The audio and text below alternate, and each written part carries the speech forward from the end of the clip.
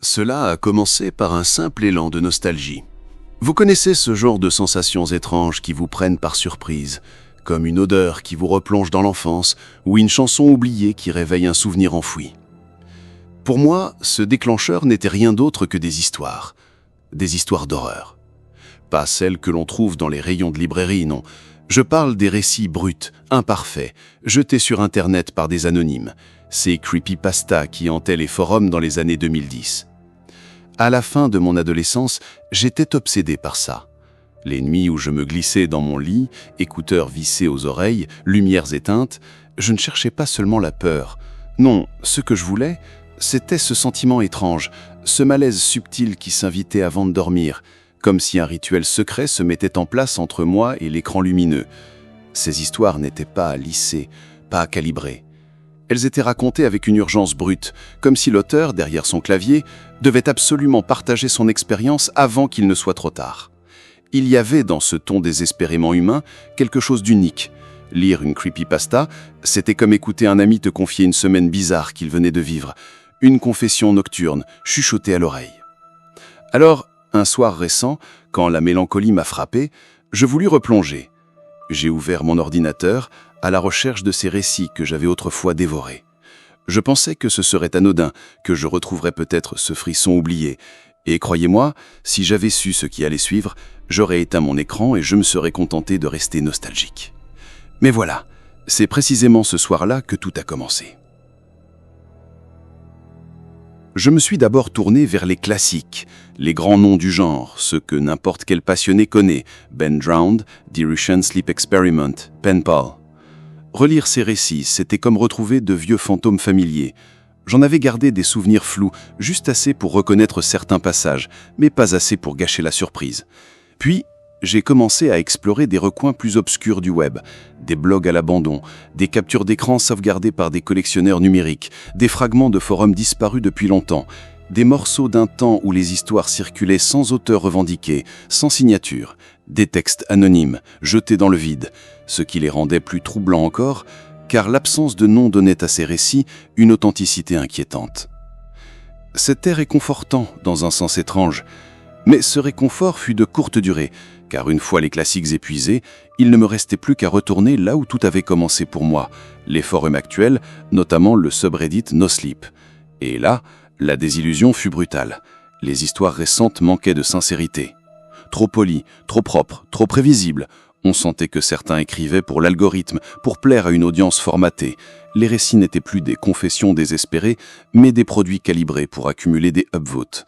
Même les commentaires étaient devenus fades, un simple Great Story OP ou You Should Expand This, là où autrefois des débats enflammés naissaient pour savoir si le texte était réel ou inventé. Ce doute, ce jeu entre fiction et réalité était mort. Alors, insatisfait, j'ai pris une décision. J'ai quitté les circuits balisés. J'ai plongé plus profondément dans les marges du web, dans les coins poussiéreux où personne ne va plus. C'est ainsi que je suis tombé sur elle.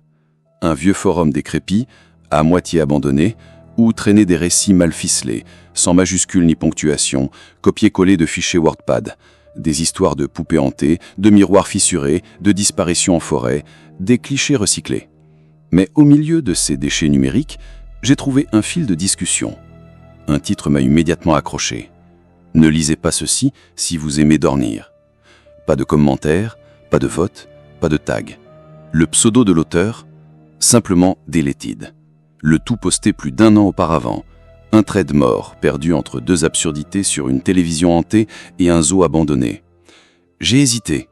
La curiosité me brûlait, mais une autre partie de moi me disait de passer mon chemin. Pourtant, rappelez-vous, j'étais en quête de ce frisson perdu, de cette excitation morbide d'autrefois. Alors, j'ai cliqué. L'écran s'est rempli d'un bloc de texte brut. Pas de mise à page, pas de tentative d'effet dramatique, juste des mots, froids, empilés les uns sur les autres. Et ce que j'apprêtais à lire allait changer ma vie. Le texte commençait sans détour. Pas d'introduction, pas de mise en scène. Juste une narration sèche, presque clinique. Il parlait d'un homme, un internaute comme tant d'autres, qui avait découvert une étrange légende numérique, celle d'une fille en imperméable jaune. Elle apparaissait, disait le texte, dès que l'on connaissait son existence. La première fois, Elle restait dans l'ombre d'un coin de la pièce, silencieuse, immobile, le visage toujours caché sous la capuche de son manteau détrempé. On ne distinguait jamais ses yeux, mais on pouvait sentir son regard, lourd, oppressant, fixé sur soi. Chaque nuit, expliquait le récit, elle revenait, toujours plus proche, toujours plus réelle. Et plus vous aviez peur, plus son manteau dégoulinait d'eau. La dernière phrase me fit sourire.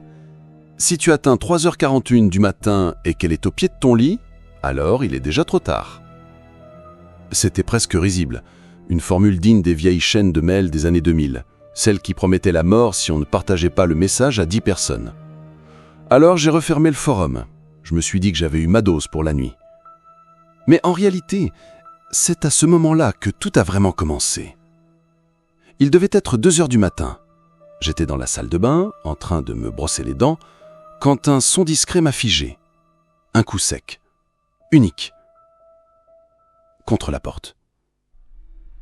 Je suis resté immobile, la brosse encore entre mes lèvres, le vrombissement électrique contre mes dents saccadant le silence. J'ai tendu l'oreille, plus rien. Juste le léger souffle de la ventilation. Lentement, j'ai ouvert la porte. Le couloir était désert. J'ai haussé les épaules, soupçonnant mon imagination fatiguée, et je suis revenu vers le lavabo. C'est alors que je l'ai vu. Le tapis, juste sous le seuil de la porte, était humide. J'ai posé ma main dessus, frais, détrempé. J'ai voulu trouver une explication logique. Peut-être avais-je laissé entrer un peu d'eau en rentrant plus tôt. Peut-être avais-je renversé quelque chose sans m'en rendre compte. Finalement, j'ai secoué la tête, éteint la lumière et je suis allé me coucher. Je me suis réveillé sans raison, comme tiré d'un rêve dont je n'avais gardé aucune trace. Pas de bruit dans la chambre, pas de cauchemar à dissiper, juste mon cœur, battant, à tout rompre, comme si j'avais couru. Je suis resté immobile, fixant le plafond dans l'obscurité, puis machinalement j'ai tourné la tête vers le réveil numérique posé à côté de mon lit. 3h41. Une sueur glaciale m'a parcouru l'échine. Quelle était la probabilité pour que ce soit exactement cette heure-là ? J'ai essayé de me rassurer. Si des milliers de personnes lisaient ce genre d'histoire, forcément, l'une d'elles allait tomber sur ce moment précis, en pleine nuit. Une coïncidence, rien de plus. Pourtant, mon souffle se faisait court. Mon regard fouillait la chambre, cherchant un détail anormal, mais tout semblait normal. Les stores fermés, la porte entr'ouverte, le silence absolu. Rien. Ou presque. Car le tapis, cette fois encore, était humide. Je me suis levé, me suis accroupi, et j'ai glissé mes doigts entre les fibres. De l'eau. Pas une plaque, mais une moiteur persistante, étrange, sans source apparente. Cette fois-ci, je ne pouvais plus accuser ma maladresse. Quelque chose ne tournait pas rond.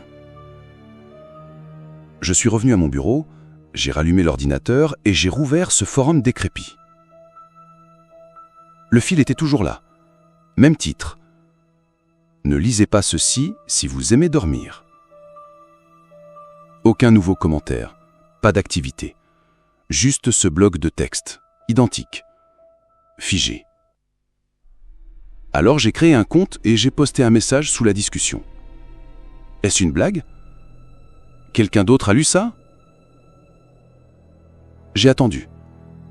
1 minute, puis 2, puis 10. Rien.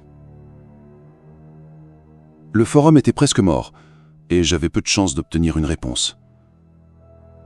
J'ai fini par abandonner, et je me suis laissé glisser contre le dossier de ma chaise. À un moment, mes paupières se sont fermées toutes seules. Je ne sais pas combien de temps j'ai dormi, mais lorsque je me suis réveillé, ce fut immédiat. Brutal, instinctif. Mes yeux se sont ouverts, et mon regard s'est fixé d'emblée dans un coin de la chambre. Elle était là. Petite. Immobile. Son imperméable jaune collé à sa peau par l'humidité. La capuche rabattue sur son visage, si bas que je ne pouvais distinguer que l'ombre de ses traits. Sa tête penchée, légèrement, d'un angle qui défiait la normalité. Elle ne bougeait pas. Un cri m'a échappé. D'un geste paniqué, j'ai allumé la lampe de chevet. Les nuits suivantes furent un enfer. Pas de cauchemar, pas de cris venus du dehors, seulement cette présence qui se rapprochait inexorablement. La première nuit après l'apparition dans le coin, je pensais être préparé. J'avais la lumière allumée, le téléphone à portée de main, prêt à capter la moindre preuve. Pourtant, quand mes yeux se sont ouverts dans le silence étouffant de ma chambre, elle était déjà là, au même endroit, près de la porte. Son manteau dégoulinait, laissant une traînée humide sur le parquet. Ses manches pendaient, rigides, comme si ses bras n'étaient pas tout à fait humains. Elle ne disait rien. Elle ne bougeait pas. Le lendemain, je n'ai presque pas dormi. J'ai tenté de rester éveillé, de veiller jusqu'au petit matin, mais quand le sommeil m'a finalement rattrapé, mon corps n'a pas tenu plus de quelques minutes, et quand j'ai rouvert les yeux, je l'ai vue. Cette fois, elle s'était avancée. Elle se tenait dans l'angle de la pièce, plus proche de mon lit, la tête toujours penchée sous sa capuche ruisselante. L'eau s'étalait autour d'elle, imbibant le plancher malgré mes efforts pour l'éponger la veille. Son silence me glaçait le sang. Je me suis levé brusquement, j'ai pris mon téléphone et j'ai filmé. Mais sur l'écran, rien. La pièce semblait vide, le parquet sec. Pas de silhouette, pas même une ombre. C'était comme si elle n'existait que dans mes yeux.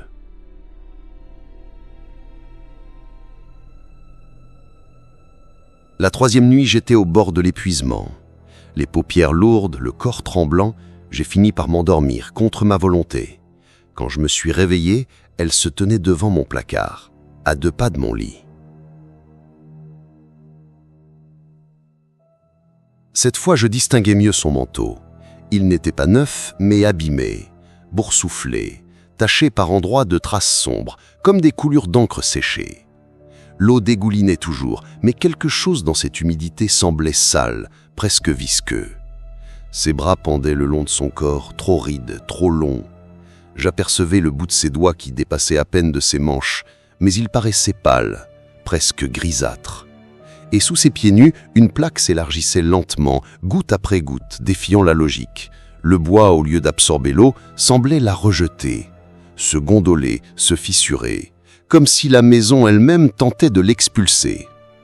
Je n'ai pas crié cette fois. Mon corps était tétanisé, incapable de réagir autrement que par une montée d'adrénaline brutale. Mes yeux cherchaient désespérément un échappatoire. Puis, il y eut les reflets. Je l'ai d'abord remarqué dans la salle de bain. J'avais enlevé mes lunettes pour me laver le visage. Quand j'ai relevé la tête, il n'y avait rien derrière moi.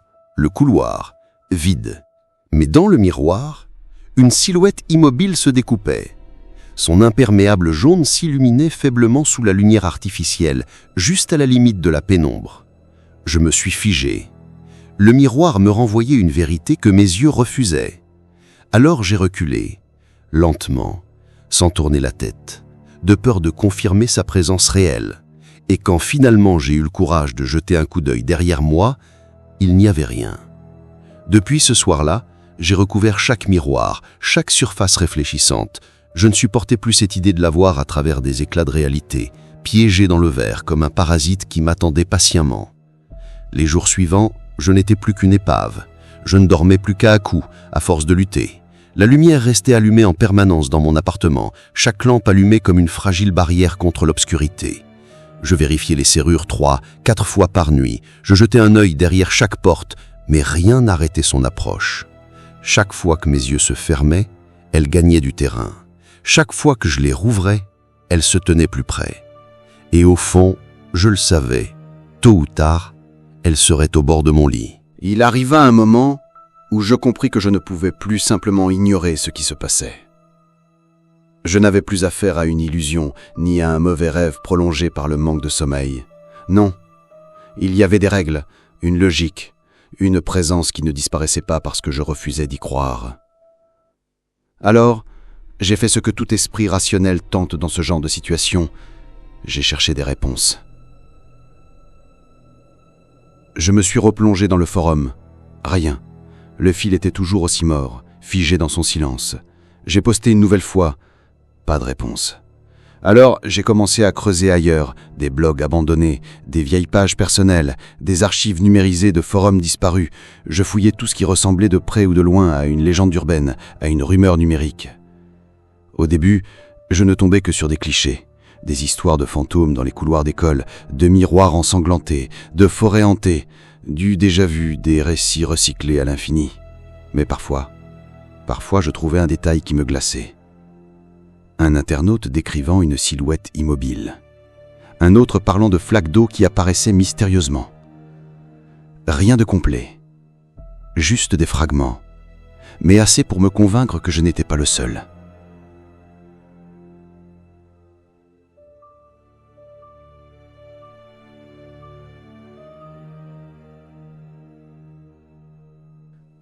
Je vivais désormais comme un prisonnier. Les rideaux tirés, les fenêtres barricadées, les miroirs brisés, les lumières constamment allumées, jusqu'à ce que mes factures électriques deviennent absurdes. Mais peu importait. Le moindre fragment d'ombre devenait une menace. Mon corps n'était plus qu'une carcasse épuisée. Mes yeux, rouges et gonflés, brûlaient à force de fixer les écrans. Mes mains tremblaient. Je sentais mon esprit glisser lentement hors de la réalité. Les jours et les nuits s'entremêlaient. Le temps n'était plus qu'une succession d'instants volés au sommeil. Et pourtant, malgré l'épuisement, je continuais de chercher. Je devais trouver une issue. C'est alors que, sans prévenir, une notification apparut. Un message privé. Sur ce forum poussiéreux où personne ne semblait plus respirer depuis des années, une petite icône rouge venait de s'afficher, discrète, en haut de l'écran. Mon cœur se serra. Le pseudo de l'expéditeur était une suite de chiffres. Aucun profil, aucun historique. Un fantôme numérique. Je cliquais. Le message disait « C'est moi qui ai posté l'histoire. Elle est venue me voir, exactement comme toi. Mais j'ai survécu. » Mon souffle se coupa net. Un éclat d'espoir minuscule, douloureux, vint se loger dans ma poitrine. Je dévorais la suite. J'ai écrit ce texte, mais le modérateur du forum a cru que c'était moi qui hantais les lieux. Il a supprimé mon compte. Il s'est trompé. Ce n'était pas moi, c'était elle. Ce n'était pas une invention, c'est la fiction elle-même qui l'incarne. Je relus la phrase, plusieurs fois, comme pour me convaincre que mes yeux ne me jouaient pas un tour. Elle est une histoire vivante, une fiction incarnée. Elle existe parce qu'on parle d'elle, parce qu'on l'imagine, parce qu'on la lit. Chaque mot est une porte. Et chaque lecteur est une proie. Mais il y a une issue. Mon corps tout entier vibrait d'une énergie fébrile. Une issue. Il y avait une sortie. Je tapais frénétiquement une réponse. Comment ?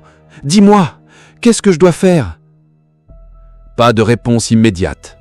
J'attendis, le regard fixé sur l'écran, les muscles crispis. 1 minute, 10 minutes, 20. Puis enfin, une notification. Le message s'afficha. La seule façon de s'en libérer est de transmettre l'histoire. Écris-la à ton tour. Publie-la. Laisse d'autres la lire. Tant qu'elle circule, elle quitte celui qui l'a portée. Tu dois lui offrir une nouvelle victime. Je restais pétrifié devant l'écran. Mon cerveau refusait d'accepter ce que je venais de lire. Transmettre ? Offrir à quelqu'un d'autre ce cauchemar? Condamner une autre vie pour sauver la mienne? C'était inhumain, c'était impensable. Et pourtant, une part de moi savait déjà que c'était vrai.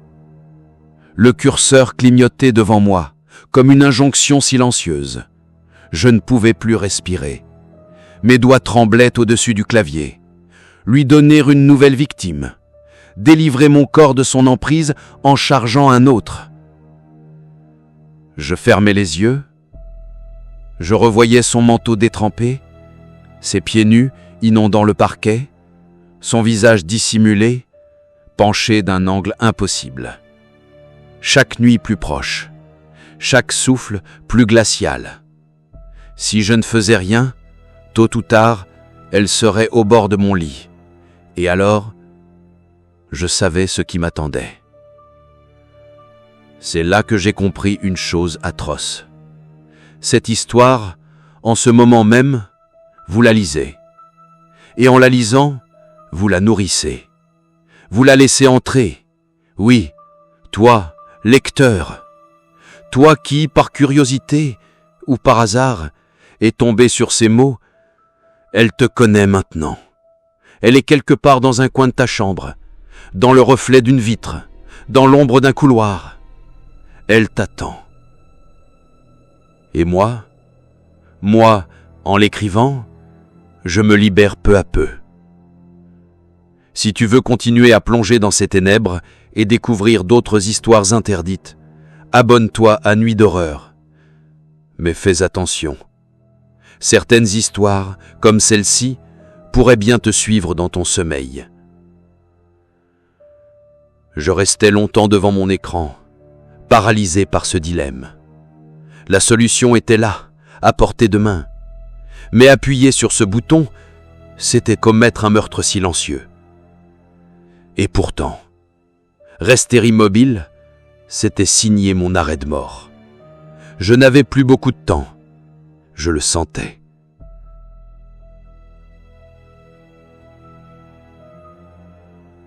Le message ne quittait plus mon esprit.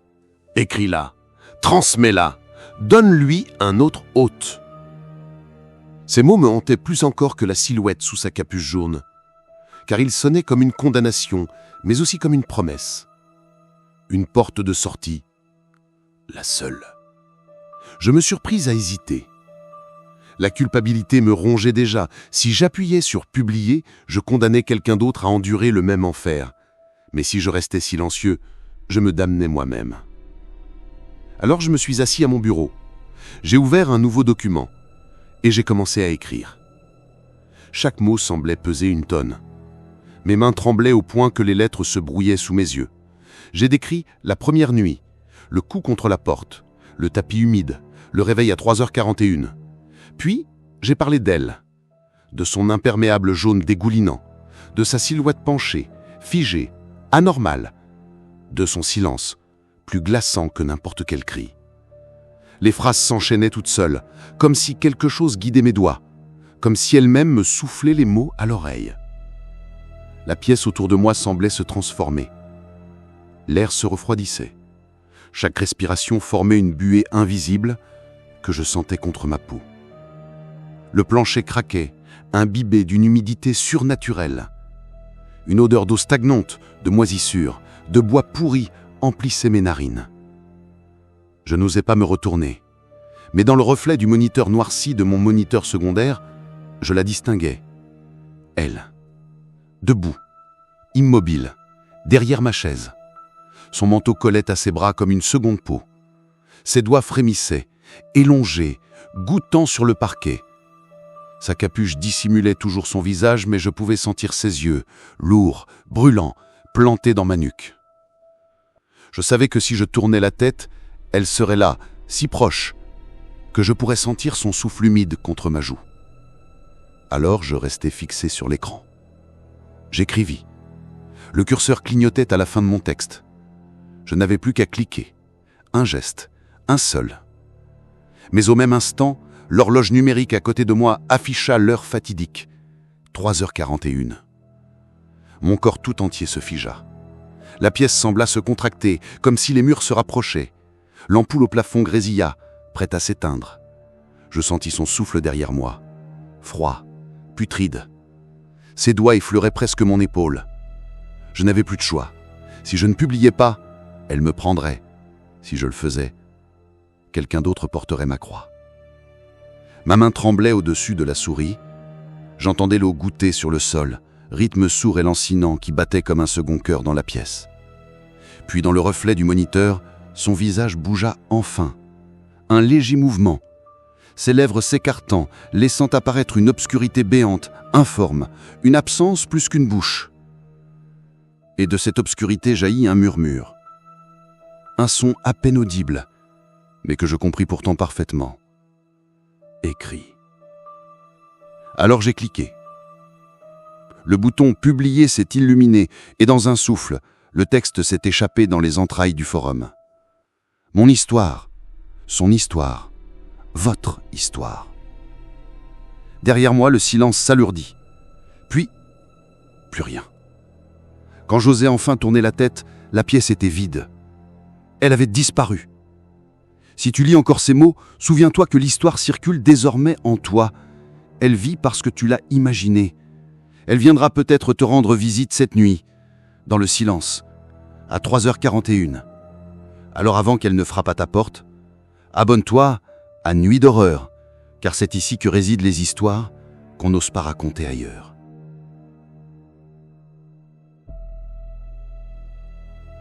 Depuis ce soir-là, je n'ai plus revu la fille en imperméable jaune. Pas une seule fois. Pas dans un coin de chambre, pas dans un reflet, pas au pied de mon lit. Mais il y a autre chose. Un vide. Comme si, en me débarrassant d'elle, j'avais cédé une part de moi-même. J'erre désormais dans mes journées comme une coquille vide, rongée par une seule certitude. Elle n'a pas disparu. Elle est simplement passée à quelqu'un d'autre. Peut-être à toi. Oui, toi qui lis ces lignes, toi qui crois encore être spectateur. Tu ne le sais pas encore, mais elle t'attend. Et c'est ça la véritable horreur. Cette malédiction n'a pas de fin. Il n'y a pas de délivrance, pas de salut. Juste une chaîne interminable. Chaque lecteur remplaçant le précédent, chaque victime condamnant une autre à sa place. Moi, je ne suis plus qu'un rouage dans cette mécanique impitoyable.